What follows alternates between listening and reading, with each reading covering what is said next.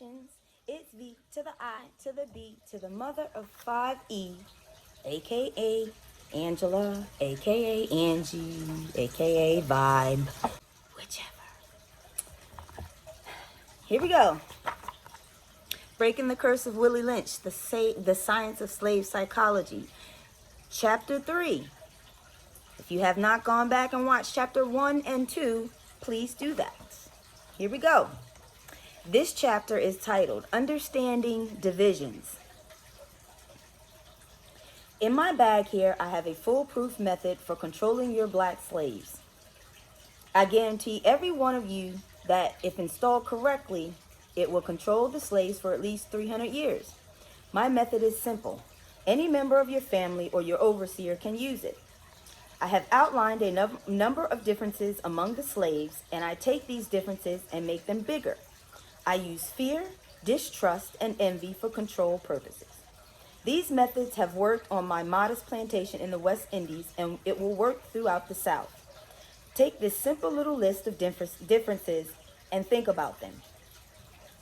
On top of my list is age, but is there only because it starts with an A. The second is color or shade. There's intelligence, size, sex, size of plantations, status on plantation, attitude of owners, whether the slaves live in the valley, on the hill, east, west, north, south, have fine hair, coarse hair, or is tall or short. Now that you have a list of differences, I shall give you an outline of action. But before that, I shall assure you that distrust is stronger than trust, and envy is stronger than adulation, respect, or admiration. The black slave, after receiving this indoctrination, shall carry on and will become self-refueling and self-generating for hundreds of years, maybe thousands. Don't forget you must pitch the old black male versus the young black male, and the young black male against the old black male. You must use the dark-skinned slaves versus the light-skinned slaves, and the light-skinned slaves versus the dark-skinned slaves. You must use the female versus the male, and the male versus the female. You must also have your white servants and overseers distrust all blacks. But it is necessary that your slaves trust and depend on us. They must love, respect, and trust only us. Although this instructional speech was delivered by Willie Lynch on the banks of the James River in the year 1712, these same tactics are still being applied in the workplace and on the black family in the year 2003 and beyond. Before going any further, at this point we must come to an agreement that at the foundation of the slave maker's thinking was and still is the belief that the Negro male and female must remain divided and ignorant in order that his system may function according to his plans, uninterrupted in an orderly fashion. While we are all involved in the process of breaking the curse of Willie Lynch, we must be sure not to add fuel to the fire that has broken down an entire nation of people. This fuel consists of the constant outside instigation and magnification of our differences. In the process of dividing the black male and the female, the objective of control became easier due to the fact that the slave makers only have a half of a people to manage. This is the reason for the manipulation of differences. Because once you split a people's commonly shared ideal, you can divide the individuals even further by injecting a foreign concept as a solution once they have been split apart. A common example in the lives of black people takes place in domestic disputes mediated by so-called white authorities, peacekeepers, or social workers. We invite them into our homes to solve the very problems their foreparents created. These are the descendants of Willie Lynch's people that created and instigated the artificial problems that we constantly wrestle with one another over. Often in the black community, money problems take center stage in the drama, more so when there is a surplus than when there is a shortage. When there is a shortage, the stress is on what type of material benefits can we acquire with a certain level of income. On the other hand, when there is a surplus, the argument between the man and the woman is over the management of the finances. Then comes the systematic mediators instigating the drama played out in the domestic courts. And there you have it, another black family becoming more consumed by Willie Lynch's curse.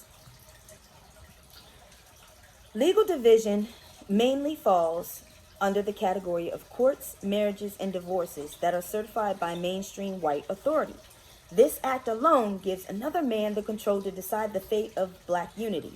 And in doing so, we as black men and women reinforce the belief in the minds of the so-called white authorities that we aren't man and woman enough to decide, plan, and solve our own problems aside from his input, which is only mere deceit. Even before the documenting of these divisive methods so widely accredited to Willie Lynch, the method of divide and conquer has been an age-old policy systemized by white nations when dealing with the nations of color. Most of the situations that fall under the category are usually decided over by an authority-appointed mediator who tricks the black man and woman by not talking to both of them at the same time. They aid in the separating of the black man and woman first of all by providing an instant, easy solution to their problems. Of course, their answer to their problems with black men and women is to encourage us to dissolve our union. Just quit. Don't even try uniting, because this is not what we planned for you. Ooh, child, hold on. Just quit. Don't even try uniting, because this is not what we planned for you niggers to do. This is the mind of the modern maintainers of the plantation. Today, the plantation represents the artificial conflict of interest between black men and women. What needs to be done in the relationships of black men and women is that we need to develop and define a cultural agenda, an agenda systematically structured to overrun any of our personal desires that serve and benefit the opposition, thereby dissolving those goals that breed envy, instigate division, and spiritual lynching of black families. We have, through 4 decades of conditioning, been made to believe and practice a foreign people's dictated lifestyle. This Eurocentric practice of individual independence of man and woman makes it look like blacks are directly the sole cause of the destruction of their own family structure. Let's talk about it. The movie Claudine. It's a movie with James Earl Jones in it. I think that's what his name is. The guy who played the voice of Darth Vader and the voice of Mufasa in The Lion King. Him. He's in that movie. And it speaks to this chapter right here. So let's open up the dialogue. All right? Hit me up. Thanks for listening.